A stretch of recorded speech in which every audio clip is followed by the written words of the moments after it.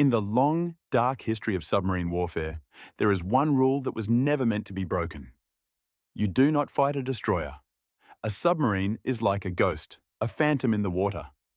It hunts the slow, heavy cargo ships and tankers that keep an enemy's war machine running. But the destroyer is the wolf. It is fast, it is deadly, and it was built for one purpose: to hunt the hunter.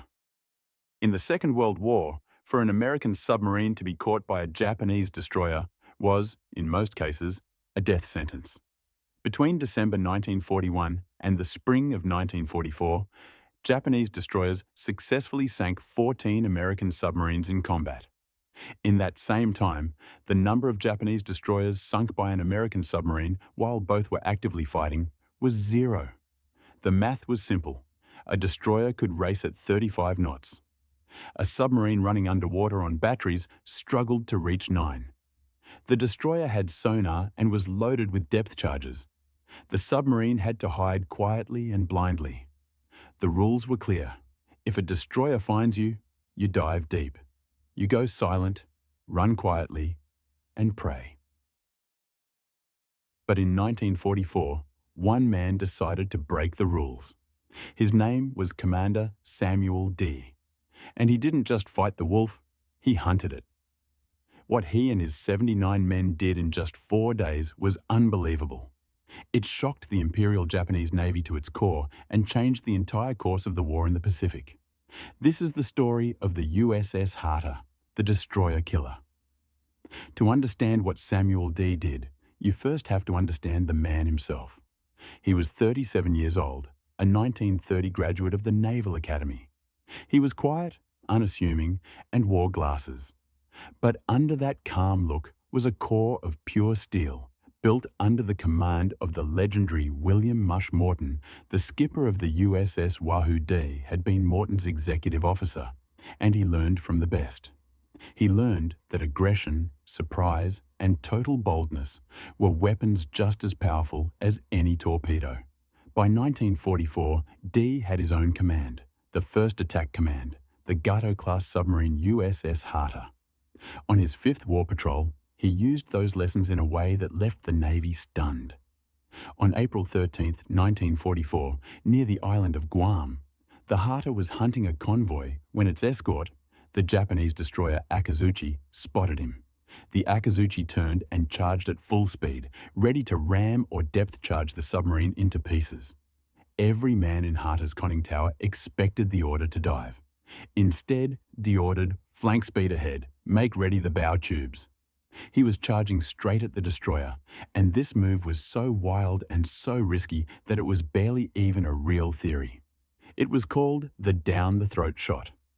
You fire your torpedoes directly into the face of the charging enemy, and then at the last possible second you crash dive and pray you get deep enough to pass under his keel. If your torpedoes miss, the destroyer is in the perfect position to drop its depth charges directly on your position. If you dive too late, his bow will slice your submarine in half. At a range of just 900 yards, point-blank range in naval terms, Hata fired a spread of 4 torpedoes. 2 of them struck the Ikazuchi amidships. The destroyer erupted in a massive explosion, broke in 2, and sank in less than 5 minutes. DIY surfaced, surveyed the wreckage, and sent one of the most famous radio reports of the entire war. It was short, and it was brutally clear. Expended 4 torpedoes and 1 destroyer. This single act of defiance sent a shockwave through the Pacific Submarine Force, but it also put a target on DE's back Admiral Somu Toyota. The commander-in-chief of the Japanese combined fleet was not amused. By the spring of 1944, Japan was in a desperate position. Between January and May alone, they had lost 23 destroyers, not just to submarines, but to carrier aircraft and surface battles. These ships were the irreplaceable sheepdogs of the fleet, the only vessels fast enough to protect Japan's carriers and battleships from American submarines. Toyota was gathering every ship he had for one last massive gamble. It was called Operation Ago, a plan to lure the American invasion fleet into the Philippine Sea and annihilate it in one Kai-Kasan, the decisive battle that Japanese naval doctrine had dreamed of for decades. To do this, He concentrated the entire Japanese mobile fleet at a remote forward anchorage called Taui Taui in the Sulu archipelago. It was the largest concentration of Japanese naval power since the Battle of Midway. The numbers were staggering. 4 battleships, including the super battleship Yamato, 9 aircraft carriers, 15 cruisers, and 28 precious destroyers. They were a coiled spring waiting for the American invasion of the Marianas to begin. But American Kodarikas at Hypo in Hawaii knew they were there. And Admiral Charles Lockwood, the commander of the Pacific Submarine Force, knew exactly who to send. He sent the one man who wasn't afraid of destroyers. He sent Samuel Die Harder. His orders were simple: get into the Hornet's Nest, patrol the waters around Tauatoi, and attack any targets of opportunity. For 9 agonizing days, Harter operated completely undetected, slipping between Japanese patrols, charting the fleet movements. D was a phantom, just miles from the most heavily guarded anchorage on Earth. Then his luck ran out. At 0300 on June 6th, hunted by the Japanese fleet.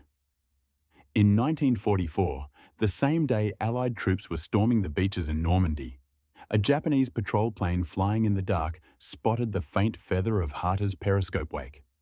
The alarm was sounded. The hunt was on. Within an hour, 3 destroyers, the Minazuki, Hayanami, and Tanakaze, were detached from the fleet with one simple order: find and kill the American submarine.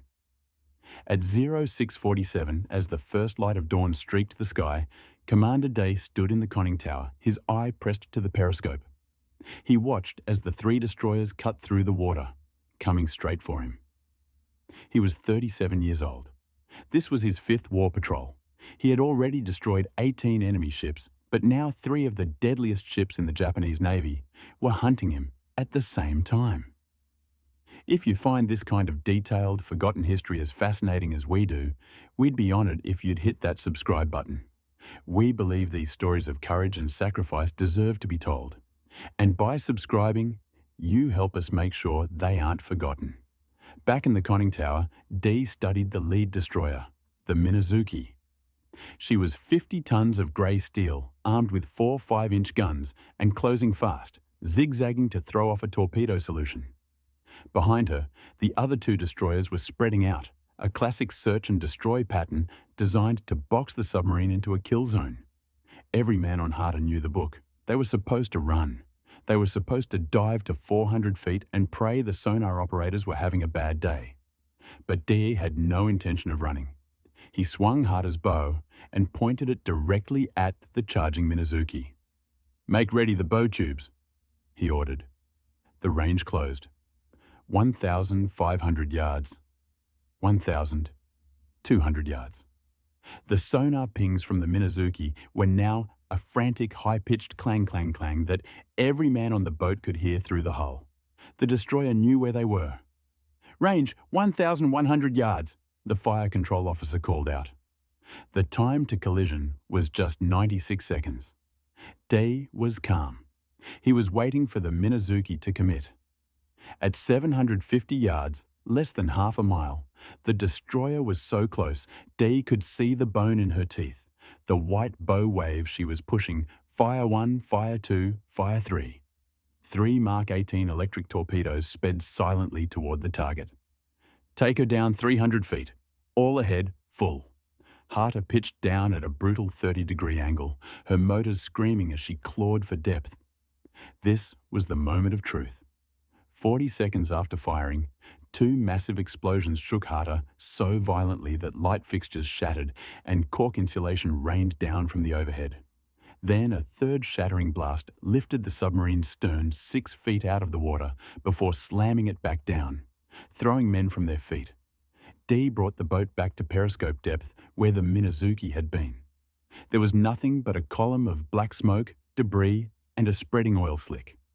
The destroyer had been broken in half. She was gone. But this was no time to celebrate. The other 2 destroyers, the Hayanami and Tanakaze, were now racing away, not toward him, but away, dropping depth charges at random in a panic. They clearly believed they had stumbled into a whole wolf pack of American submarines. Not a single audacious attacker. D let them go. He slipped away into the deep. One hunter was dead. When Admiral Toyota received the news at 900 hours, he was furious. He ordered 6 more destroyers to join the hunt. By noon, the sky over Tawi Tawi was thick with patrol planes, searching every 20 minutes. The entire anchorage was on high alert. Samuel D, however, wasn't finished. In fact, he was just getting started. He spent the rest of June 6th evading patrols, diving deep when the planes came over. His crew was silent, the air in the boat growing thick with the smell of diesel, sweat, and stale coffee. They were being hunted by the most powerful fleet in the Pacific, and their commander was reloading early in the morning of June 7th at 02:30. Harter surfaced to recharge her batteries. The night was pitch black with no moon and heavy clouds. It was perfect submarine weather. At 0312, the radar operator called out, "Radar contact, single ship, bearing 095, range 8,000 yards, closing fast." DE was on the bridge in an instant. The contact was moving at 28 knots. There was no question it was another destroyer. This was the Hayanami, one of the 2 destroyers that had fled the previous day. Her captain, Commander Hideo Kuboki, had been searching for the American sub all night. He was exhausted, and at 0300 he had received orders to return to Tawi. He was heading home. In the dark, nobody on his bridge expected an American submarine to be waiting for him, let alone to attack him on the surface. D ordered flank speed. Harter's big diesel engines roared to life, pushing the submarine to 21 knots, a race in the dark. D was deliberately closing the range, trying to get inside the destroyer's radar detection ring before they could get a clear picture of him. At 4,000 yards, the Hayanami's radar operator finally picked up a contact. It was small and moving fast. He likely assumed it was just another Japanese patrol boat returning to base. At 3,000 yards, Commander Kuboki realized his fatal mistake. That wasn't a patrol boat. It was an American submarine, and it was attacking him. He ordered flank speed and a hard turn to ram, but it was too late. D, periscope. Standing on the open bridge, he gave the order to fire and said, "Fire 1, fire 2, fire 3, fire 4, and 4 torpedoes shot out from the harder at about 2,300 yards, and 2 of them smashed into the Hayanami on her right side, close to the back magazine. And the blast was huge, and ripped the whole back part of the destroyer completely off, and the ship rolled almost all the way over with her propellers spinning in the air. And she went down back first, and her captain, Commander Kuboki, and 147 of his men went down with her. And D right away ordered a crash dive, because he knew Japanese planes would be on top of them in just a few minutes, since he had now sunk 2 Japanese destroyers in less than 1 day right next to their main base. And this was not just a problem for the Japanese Navy anymore. It was now personal. And Admiral Toyota was very angry, because losing 2 destroyers to the same submarine was a big shame and a serious loss to his anti-submarine defense. And he pulled 8 more destroyers from convoy duty, even though they were badly needed to guard tankers and transport ships. And he turned them into hunter-killer teams with one job only, which was to find and destroy the American submarine near Tawi. Tawi, and every Japanese destroyer captain was told to attack with full force and never pull back, and to kill that submarine, and Samuel D understood that he had stirred up a dangerous situation. But he was not the kind of commander who ran away after 2 wins, because he enjoyed the hunt, and on June 8th, he took the harder south toward the Sibatu Passage, which was a narrow deep water path between Tawi Tawi and Borneo, and he knew Japanese destroyers would be watching it closely. And he wanted to see how many he could sink before they finally figured out his plan. And at about 1400 hours, the lookout saw smoke far away. And it was 2 ships, and one of them was the Tanakaze, which was the last destroyer from the first hunting group, plus another escort, and they were moving fast at 25 knots, while they searched the passage, and D took the harder underwater and began to get close. And for 90 long minutes he watched them, and he studied how they moved, and he saw they used a simple zigzag that switched every 8 minutes, which was sloppy, and gave him a small opening of about 30 seconds after each turn to shoot, and he placed the harder right in their path, lifted the periscope, and waited. And at about 16:30, the Tanakaze turned exactly on time toward the harder, and the range was 3,000 yards, and Dee stayed calm as he watched her come closer. 2,500, then 2,000, then even closer until the bow of the Tanakaze filled his whole periscope view. The bow of the Tanakaze filled the periscope view, and at about 1,200 yards, Dee gave the order to fire, and he said fire, 1 fire, 2, fire, 3, fire, 4, and he sent the torpedoes in a wide spread with 17 seconds between each one, so at least one would hit, and the first torpedo missed and ran just in front of the bow. But the second one slammed into the Tanakaze close to the bridge, and the third torpedo hit only a few seconds later, and it blew up the front magazine, and the blast was so big that the men inside the harder way down deep in the water heard it clearly, like a heavy crunch that pushed right through their bodies. And the whole front part of the Tanakaze broke away from the rest of the ship, and both parts sank in less than 3 minutes. And the escort destroyer saw its partner vanish in a huge burst of fire, and it went wild, and turned right toward the harder, and charged while dropping depth charges, and Dee said, "Take her down to 400 feet." And the depth charges blew up above them and shook the submarine hard, but they were thrown in fear, not with good aim, and they did not cause serious harm. And after about 40 minutes, the one destroyer, probably scared that it would be next, stopped the attack and moved off to pick up survivors. And now it was 3 destroyers in 3 days. And the message hit Admiral Toyota's flagship like a punch. And the Devil of Tawi Tawi, which is what the Japanese were now calling.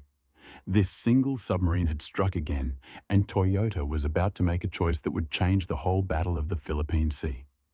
But before that, Samuel Dee still had one more destroyer to kill, and this time he would do it in full daylight, while 2 other Japanese destroyers watched, and on June 9th, at about 0500, Dee brought the harder up to periscope depth about 12 miles southwest of the Tawi Tawi anchorage.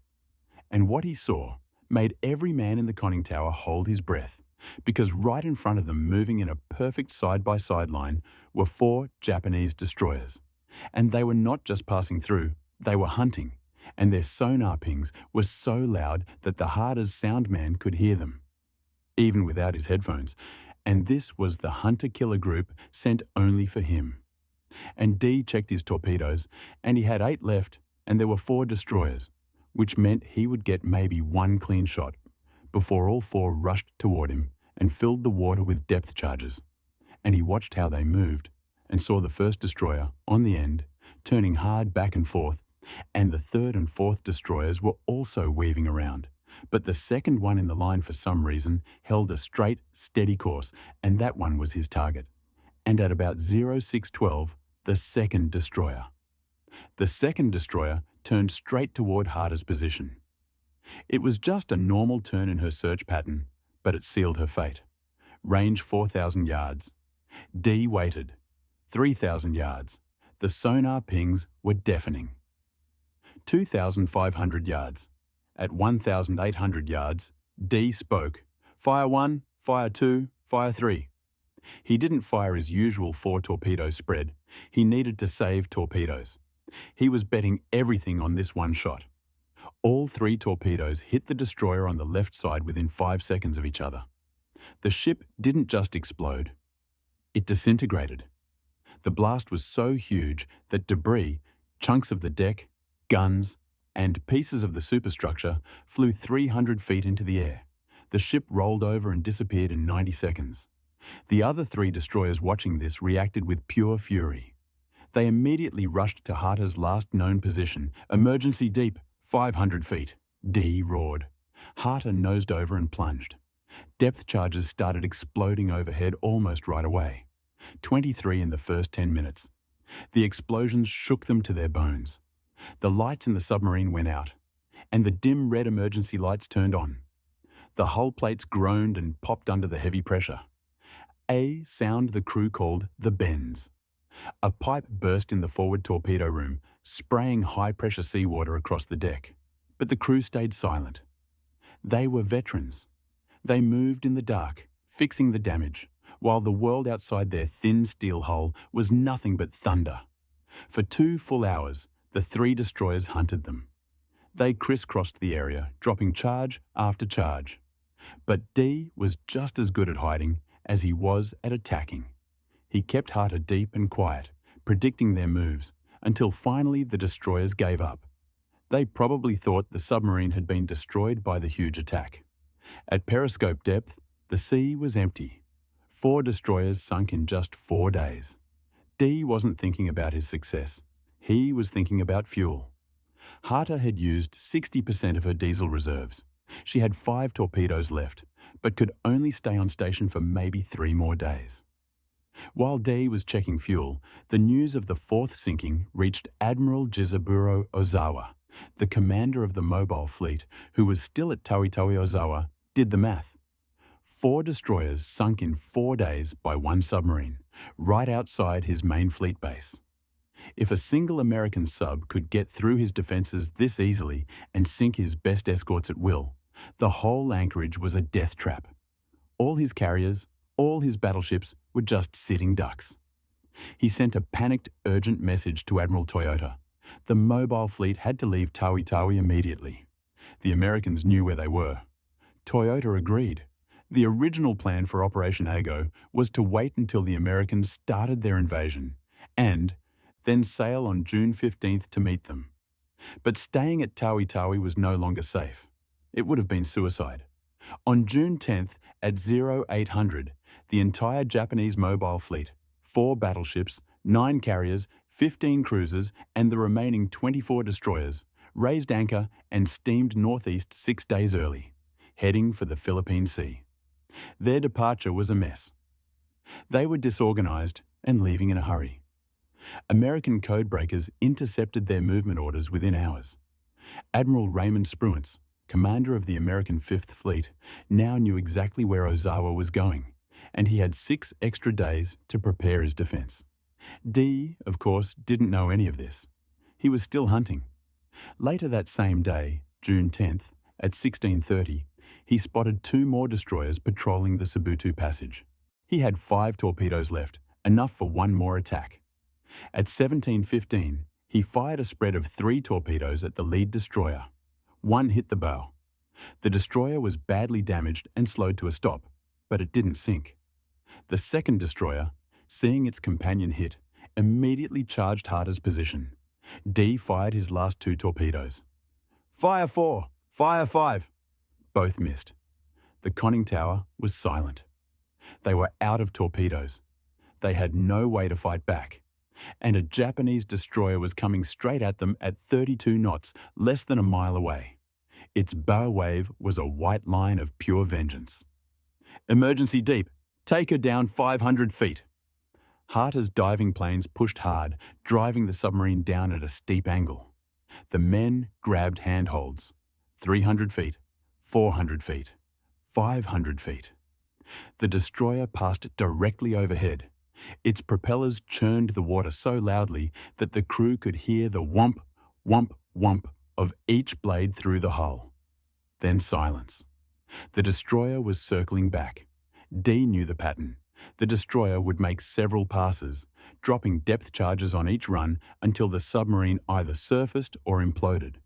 Harter had no torpedoes to fight. Her only option was to survive the storm and hope the destroyer ran out of depth charges first. The first pattern of 6 depth charges dropped at 17:23. They exploded in a tight, perfect pattern all around the submarine. Harter rolled 15 degrees to starboard. Light bulbs shattered. Men were thrown against the bulkheads. A second pattern dropped 2 minutes later, even closer. The explosions lifted the submarine's stern and slammed it back down. A hydraulic line burst in the control room, spraying a fine mist of oil. For 90 minutes, the destroyer hunted them for 42 depth charges. Most exploded too shallow or too deep, but 3 came close enough to crack gauge glasses and cause small leaks. D kept Harter at 500 feet, moving very slowly at 2 knots, making as little noise as possible. Finally, at 1900 hours, the destroyer gave up and withdrew. She had used all her depth charges. D waited another hour in the crushing silence before surfacing. The ocean was empty. Harter was battered but alive. She had no torpedoes left and was low on fuel. The patrol was over. She limped south toward Fremantle, Australia. When she arrived on June 26th and tied up at the pier, Admiral Lockwood was waiting for him. He had been following D's reports. 5 destroyers attacked, 4 confirmed sunk, and 1 heavily damaged. In 12 days, it was and still is the most successful anti-destroyer patrol in the history of naval warfare. Lockwood gave D the Navy Cross right there on the deck. Then he asked the question every submarine commander feared after a hard patrol. "Can you do it again?" D answered immediately, "Give me torpedoes and I'll sink 10. Harter's crew spent July fixing the sub and resupplying D, now a legend in the fleet, trained new crew members on his down-the-throat tactic. By late July, every submarine commander in the Pacific had studied his patrol reports. The tactic worked. Between June and August, American submarines, encouraged by D's success, sank 14 more Japanese destroyers using variations of his bold approach. The hunters had become the hunted, but the full effect of Harter's patrol was just starting to be understood. The Battle of the Philippine Sea began on June 19th, only 9 days after D sank his 4th destroyer. Because Admiral Ozawa's fleet had to leave Tawi-Tawi 6 days early, his whole battle plan fell apart.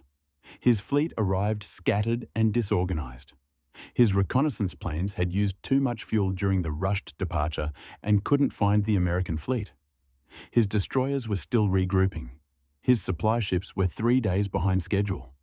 When American carrier planes finally found Ozawa's fleet, the Japanese were completely unprepared. The result was a slaughter. American pilots facing disorganized and short-staffed Japanese air patrols shot down 376 Japanese planes while losing only 30 of their own. They called it the Great Marianas Turkey Shoot. American submarines, including the Kavala and Albacore, sank 2 of Ozawa's largest carriers, the Shokaku and Taiho. American planes sank a third, the Hio. The Imperial Japanese Navy lost 75% of its carrier air groups in 2 days. It was a blow they would never recover from. And it all happened because one submarine commander, Samuel D., was brave enough to sink 4 destroyers in 4 days, making the Japanese think their fortress at Tawi-Tawi was a death trap. Admiral Lockwood, in his post-war memoir, called Harter's 5th Patrol the single most strategically important submarine operation of the entire Pacific War. On August 5, 1944, Harter left Fremantle for her 6th war patrol. She was part of a 3-submarine wolf pack with the USS Hado and USS Hagday as the senior skipper was in command. Their mission was to patrol the waters west of Luzon in the Philippines and destroy Japanese ships. The patrol started with incredible success. On August 21st, the Wolfpack sank 4 large cargo ships. On August 22nd, Harter and Hado attacked a group of coastal defense vessels. Sinking 3 of them, Harter was credited with 2, the frigates Matsuo and Hiburi. By August 23rd, Hado had used all her torpedoes and withdrew. This left Harter and Hake operating together off Dassel Bay. But the Japanese were learning. Their intelligence had tracked the Wolfpack's movements. They knew where the American submarines were. This time, they sent something special to deal with them. At 4:53 on August 24th, USS Hake was submerged 4 miles off the coast. Through her periscope, her captain could see Harter on the surface 45,500 yards to the south. They were planning an attack on a Japanese ship. Suddenly, Hake's sonar operator heard the one sound that made his blood run cold. Echo ranging close. Getting closer. 2 Japanese escort ships, CD-22 and minesweeper PB-102, were closing fast on Harter's position at 18 knots. They were actively hunting. Japanese intelligence had intercepted radio transmissions between the Wolfpack and knew they were in the area. Hake's captain immediately ordered his submarine to go deep and stay silent. He watched through his periscope as the 2 Japanese ships closed on Harter. His radio operator frantically tried to warn D, but there was no response. At 5:30, Hata finally saw them. She crash-dived, but it was too late. The Japanese ships were less than 2,000 yards away. D took Hata down fast at a 35-degree angle, but in his rush, his diesel engines were still running as he submerged, leaving a huge trail of bubbles on the surface. A perfect target. The sonar operator on CD-22 had a perfect contact. Range, 1,200 yards. Depth, 200 feet. Still diving. At 5:47, CD-22 made her first pass and dropped a full pattern of depth charges, all set to explode at 250 feet. The explosions bracketed Hata perfectly. At least 3 detonated within 50 feet of her hull. The pressure hull of Hata cracked near the after-torpedo room. Seawater flooded in at tremendous pressure. The stern compartments flooded completely in 90 seconds. The submarine's bow rose sharply as the stern dragged her down. In the control room, D would have been yelling, "Blow all ballast! Emergency surface!" But the compressed air system, fighting against the weight of thousands of tons of flooding water, couldn't save her. At 5:52, CD-22 made a second pass. This pattern hit even closer. The explosions ruptured Hata's main pressure hull in several places. The control room flooded. All electrical power failed. At 600 feet, well below her maximum operating depth, Hata's hull began to implode. The bulkheads collapsed. The compartments were crushed like tin cans. At 6 o'clock, the Japanese ships reported a successful kill. Large amounts of oil, wood debris, and cork floated to the surface. They circled for 2 hours, dropping more charges to be sure. They found no survivors. All 79 men aboard Hata were gone. Commander Samuel D., the destroyer killer, had been killed by the very escorts he had taught the Navy how to destroy.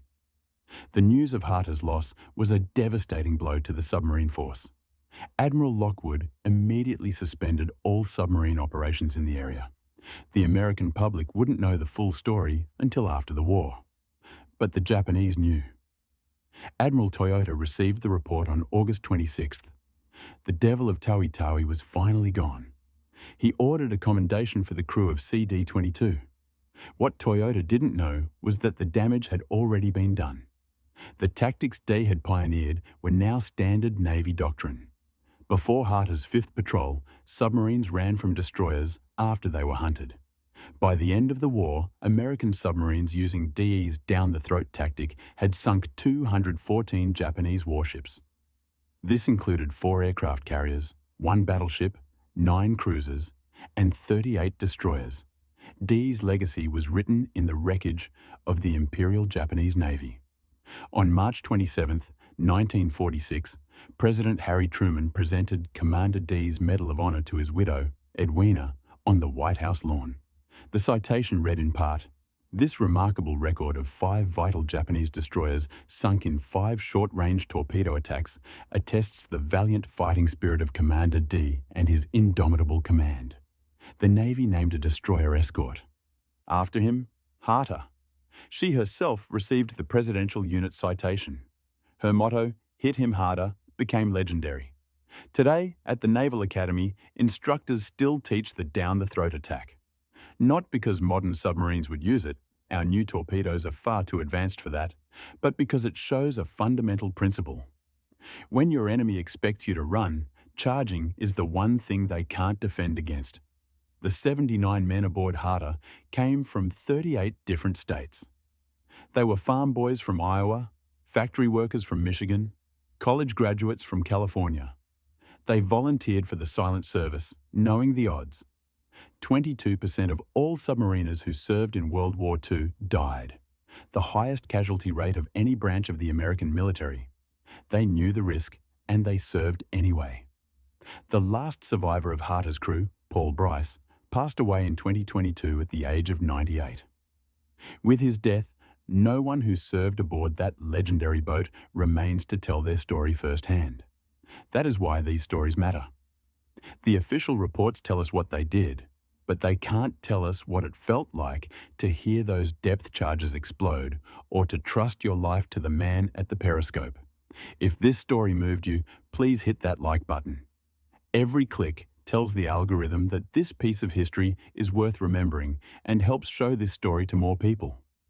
We are dedicated to rescuing these forgotten stories of real heroism from the archives. If you want to join us on this mission, please subscribe and turn on notifications. And finally, we have one question we always ask. Where are you watching from? Our community stretches across the entire globe, from the United States to the United Kingdom, from Canada to Australia. You're not just a viewer. You're part of a community keeping these memories alive. Please drop a comment and let us know your city or state, and tell us if someone in your family served. Thank you for watching, and thank you for ensuring that Commander Samuel D. and the 79 men of the USS Harter do not disappear into silence. They deserve to be remembered.